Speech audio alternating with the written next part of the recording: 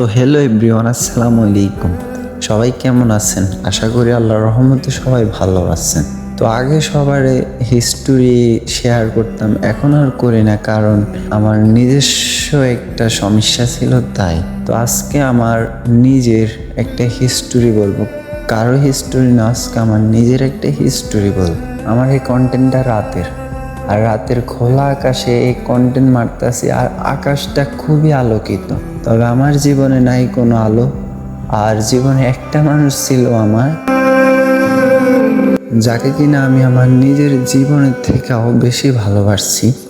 তবে সে আমার ভালোবাসার মূল্য দিতে জানে নাই, কারণ সে অনেক ভদ্রঘরের মেয়ে, ফ্যামিলির মন ভাঙতে পারে নাই। তবে আমার মনটা ঠিকই ভেঙে দিয়ে চলে গেছে। এখানে তার কোনো দোষ ছিল না, কারণ ফ্যামিলির কারণে আমাদের সম্পর্কটা বিচ্ছিন্ন হয়। তবে আমার সারা জীবন একটাই আফসোস রয়ে যাবে, 2 বছরের ভালোবাসা একদিনে তুমি ফ্যামিলির কারণে ভেঙে দিলে। আগে তুমি বলতা তুমি তোমার ফ্যামিলির বিরুদ্ধে যাবে না, তাহলে তো তোমার আমি জীবনের থেকেও বেশি ভালোবাসতাম না। আসলে তোমার আমি অনেক ভালোবাসছি, তাই আমার ভালোবাসার মূল্য দিতে পারো না। যদি রাস্তার কোনো গাঞ্জাখোর বা টোকাই তোমারে ভালোবাসতো, তাহলে তুমি ঠিকই তারা মেনে নিতা, তোমার ফ্যামিলিও মেনে নিত। আসলে সত্যি বলতে এটাই, তুমি তোমার ফ্যামিলির কারণে আমাকে ছেড়ে যাও নাই, তুমি তোমার নিজের সুখের জন্য আমাকে ছেড়ে গেছো।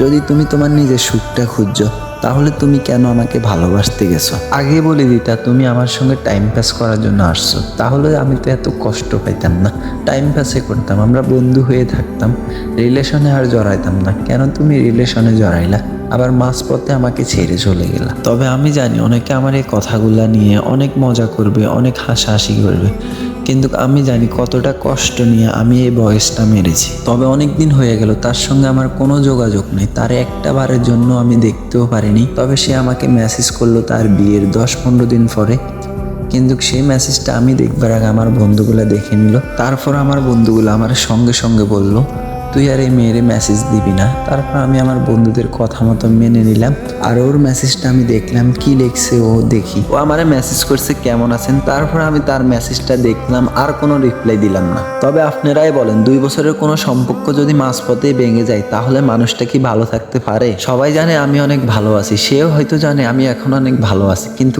আমি কেমন আছি তা আমি ছাড়া আর কেউ জানে না। তবে আমি এখান থেকে একটা জিনিস শিখলাম, প্রতিষ্ঠিত না হওয়া ছাড়া কাউকে ভালোবাসতে যাবেন না।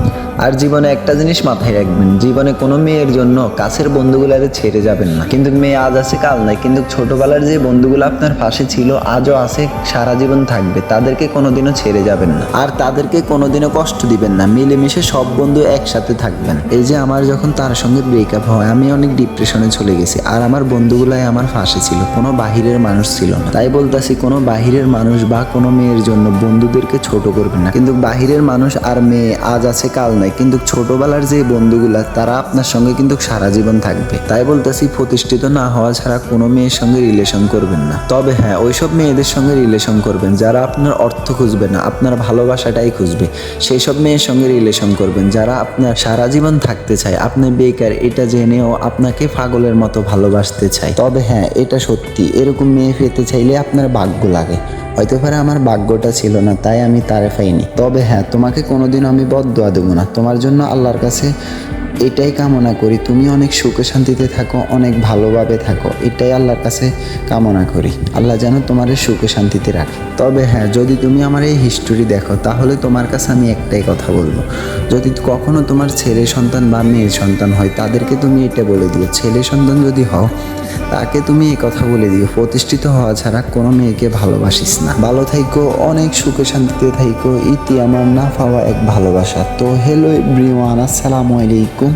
তো আমার এই হিস্টোরিটা কেমন হয়েছে আপনারা সবাই বলবেন, আর আমার এই হিস্টোরি দেখে কেউ যদি আমার কোনো কিছু ভুল হয়ে থাকে, তাহলে কমেন্টে বলবেন, পরবর্তী আমি শুধরিয়ে নিব। আর যদি আপনারা কেউ আপনাদের হিস্টোরি বলতে চান, তাহলে এই ভিডিওর কমেন্টে আপনি ছোট্ট করে আপনার কয়টা লাইন লিখে দিতে পারেন, তাহলে আমি আপনার হিস্টোরিটা বলার জন্য চেষ্টা করব ইনশাআল্লাহ। তো আল্লাহ হাফেজ, ভালো থাকবেন, সুস্থ থাকবেন, খোদা হাফেজ।